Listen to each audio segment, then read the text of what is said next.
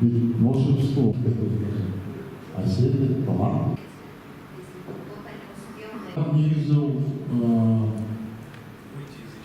мультиязычный деп атыр ғой, мына жерде мысалы мен Қазақстанда қазақша сөйлеген азаматтарға қазақша жауап та бердім, бірге сұхбаттастым деген сияқты әңгімелестім. Сол сияқты мысалы Өзбекстанда өзбекше сөйлейтін азаматтар сахнаға шығып жатса, міндетті түрде Сидора, Қырғыздар да, Гүлнұр ханым, Дагестанда Алаудин ағамыз өз тілдерінде сөйледі.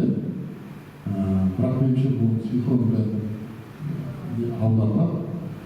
Көбінесе енді ортақ тіл ғой, үйреніп қалған бәріміз орыс тілінде.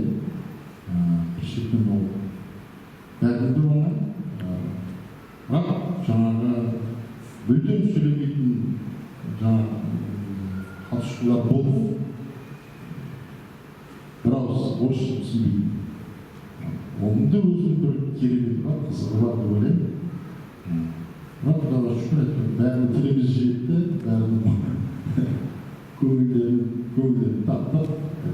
Қолымыздан келгенше уайымдама, асықпа, жөндеп көрсе, ойындағы талантыңды деп қолпаштап отыр. Я хотела добавить, что у нас есть ведущий, о котором мы сказали. По формату наши ведущие представляют, помогают подготовиться всем участникам за предстоящий. Вот. И Кумар Гутман от Казахстана, Якибулан Назарбек, и от каждой страны представлен свой ведущий, который также поможет нам подготовить, ободрить, помочь каждому участнику. Поэтому им тоже очень благодарны. Мне кажется, это такой самый удачный находка для нас.